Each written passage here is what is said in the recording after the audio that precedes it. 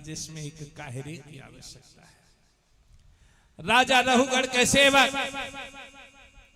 जड़ भरत को पालकी में लगा देते हैं और जड़ भरत कुदक कर चलते हैं। जब कुदक कुदक कर चलने लगे तो कहने लगे, क्या तेरे पर चलना नहीं आता?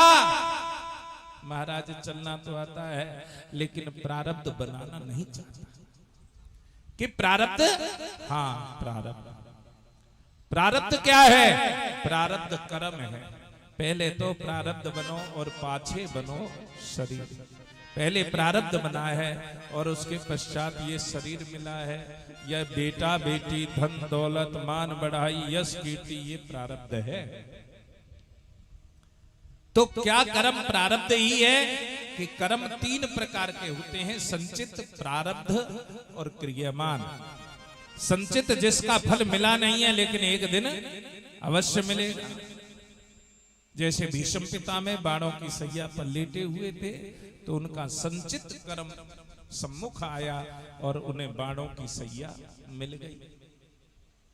प्रारब्ध ये बेटा बेटी धन दौलत मान बढ़ाई यश कीर्ति हारी बीमारी हानि लाभ जीवन मरण यश अपयश विधिहात।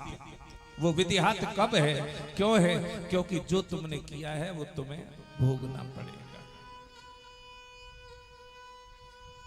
लेकिन तीसरा कर्म है क्रियमान। कलयुग में क्रियमान कर्म ज्यादा फलीभूत है। जैसे कि यदि तुमने कोई पाप किया है तो 14 वर्ष के अंदर आपको यही भोगना पड़ेगा, और यदि आपने कोई पुण्य किया है तो उसका फल 1 वर्ष के अंदर आपको यहीं पर मिल जाएगा। 1 वर्ष के अंदर। इसीलिए कलयुग में व्रत दान पूजा पाठ हवन परिक्रमा ये अधिक की जाती है, क्योंकि कलयुग में किए हुए दान का प्रतिफल केवल 1 वर्ष के अंदर ही प्राप्त हो जाता है। ज्यादा समय नहीं, केवल 1 वर्ष।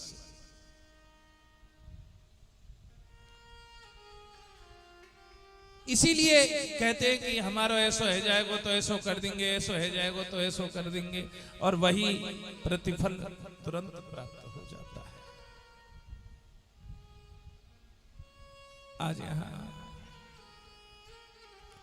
समझाया जा रहा है कि आप कर्म के अधीन हैं। लेकिन गुरुदेव एक बात बोलते थे कि भगवान और गुरु में अंतर क्या है? भगवान तो जो भी तुमने कर्म किया है, अच्छा किया है या बुरा किया है, वो तुम्हें दे देंगे। लेकिन गुरु की एक विशेषता है, पिता पुत्र नारी पुरुष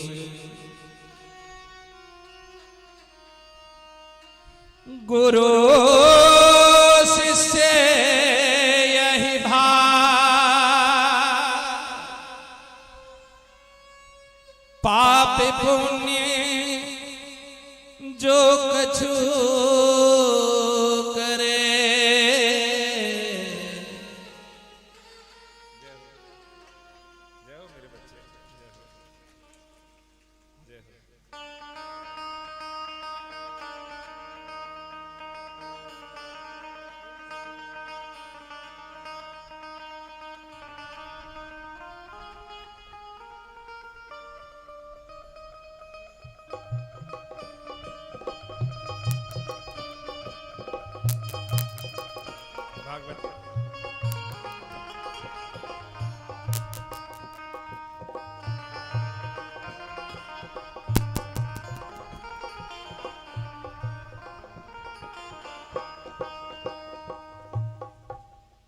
पिता पुत्र नारी पुरुष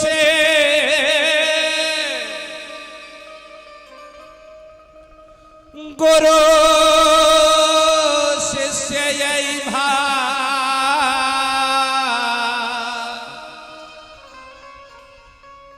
पाप पुण्य जो कछ करे अर्धी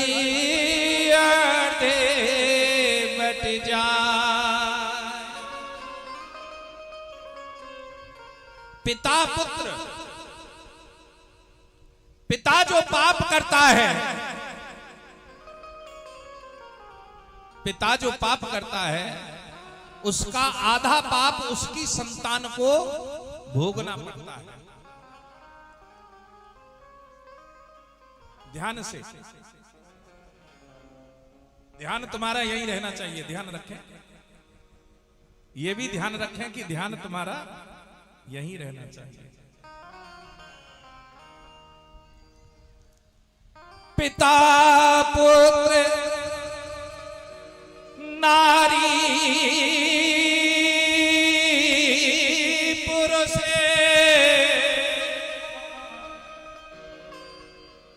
गुरु शिष्य यही भाव।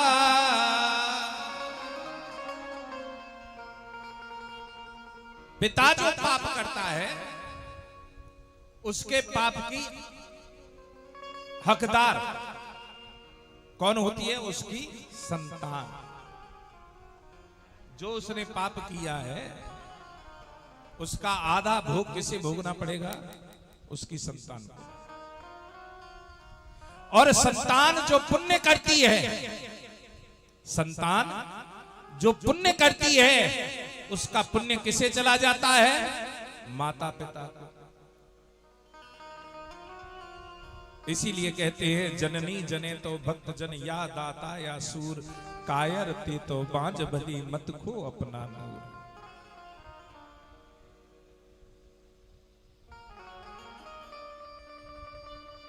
तो यहां पिता जो पाप करता है उसके आधे पाप की हकदार उसकी संतान होती है, और संतान जो पुण्य करती है उसका आधा पुण्य उसके माता पिता को लग जाता है।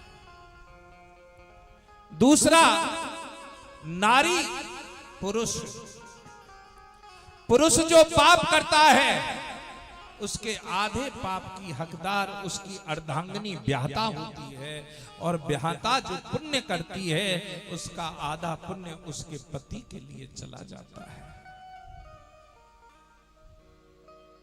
लेकिन तीसरा रिश्ता गुरु शिष्य यहां बिल्कुल उल्टा है। उल्टा कैसे है? गुरु शिष्य, शिष्य जो पाप करता है गुरु रीझ जाए,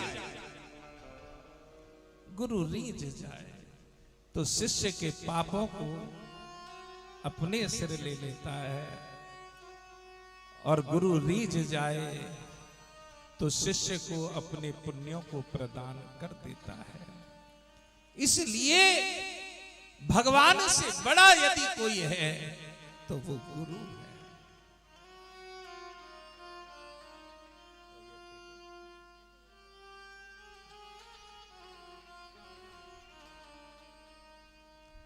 यदि कोई भगवान से बड़ा है तो वो केवल गुरु है।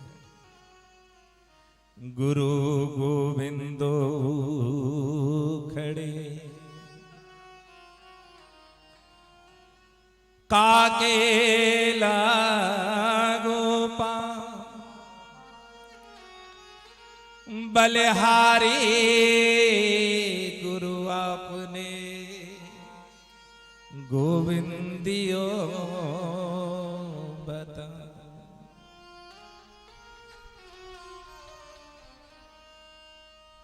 इसीलिए गुरु श्रेष्ठ है, लेकिन गुरु रीझ जाए, गुरु